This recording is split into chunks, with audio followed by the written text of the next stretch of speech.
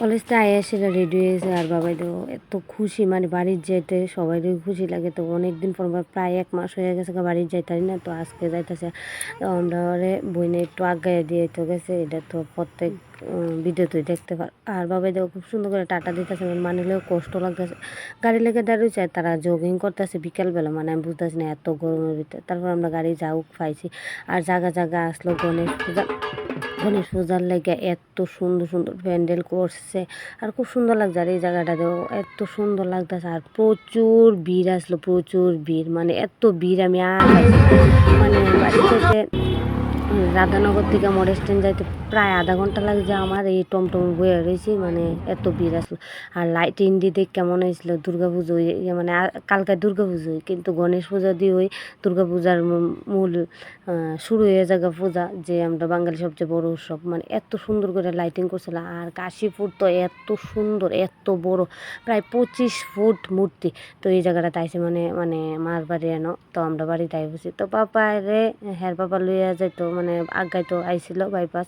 তো আমরা বাড়িতে আইসি, আইসা এই যে 4টা পাইছি ঝাল ঝাল, আর সর্দি জ্বর আসলো প্রচণ্ড। তারপরে 4টা খাইছি, তারপর ওষুধ খাইলাম, তো জ্বরটা মোটামুটি কমছিল। আসছিল নিমন্ত্রণ তো অন্নপ্রাশনের, তো বন্ধুর মেয়ের অন্নপ্রাশন। তো আমরা সব মানে সব বন্ধুর বউটু মিললে আমরা সবাই গেছি। এই যে কুট্টি মাটার অন্নপ্রাশন আছে, তো তারা এনে দাঁড়িয়ে রয়েছে। আমরা 3 বউ গেছি, মানে 3জন বন্ধুর বউ গেছিল, আর 3জনে 3টা গিফট দিচ্ছিল। আর এই যে এটারে পুরা মানে হালকা একটা গেঞ্জি পরেছে কেড়ে, প্রচণ্ড গরম আসলো। আর তারা ছিল ছাদের ঘর, আর এই ছাদের ঘরের মানে এত তাপ আমরাই বইতে পারছি না। তারপরে আবুটারে এই যে এই খেলনাটার ভিতরে বসলাম, মানে এটা আমরা তরফ থেকে দিয়েছিলাম, আমরা সবাই মিল্লা জ্বালাইছি, 3টা গিফট দিয়েছিলাম, তো এটার ভিতরে বসি। আর আমরা এই আমরা 4জনে মিললে ফটো তুলে, এটা হচ্ছে বন্ধুর বউ। আর এরা ঠাকুরঘরটা খুব সুন্দর।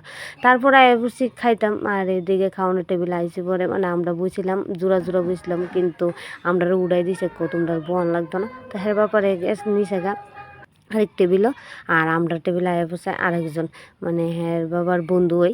তো আমরা এদিকে সব খাওয়ান লইয়া বইয়া রয়েছি, মানে খাইতাম বইয়া রয়েছি। তারপরে যে আমার তো মানে নিমন্ত্রণ বাড়ি হয়েছে ডাইল আর বেগুনি, আর বাবাই দেও নিজের হাতে বেলে খাইবো। আমি কইতাছি শুধু বিশ্বাস কথা 1 গরস ভাতও খাইছে না, মানে এত খাওয়ান লেগে যেত। আর আমি এই দুর্বাতের টিকা দেখো আমার পরে থালটা মানে প্রচণ্ড খারাপ আসলো। আর এই যে এরা বাপ আর মায়া আমরা রে কইতে আইছিল কেমন হয়েছে রান্না বাড়ি, কষ্ট করে খাই ওই তো কইতেছে। আর মাও আসলে এই যে ঘুমটা দেখছে মা, তো মাও আই আমরা সবাই রে কইতাছে ভালো করে খাইও। এই যে আমরা থালির অবস্থা দেখো, মানে আমি সব লমু, কিন্তু ডাইল দিয়ে আমি যদ্দুর খাওয়ানে খাইয়া লিছি। তারপরে এই যে বাপ ছেলের আদর দেহ কত, মানে পাপা খুব সুন্দর করে খাওয়াই দিছে।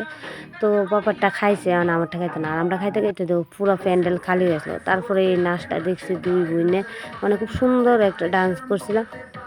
তো আমরা অনেকক্ষণ দাঁড়াইয়া মানে খাওয়ানোর পরে দেখছি। আর বাবাই তো বেলুন লিয়ে দাঁড়িয়ে রয়েছে।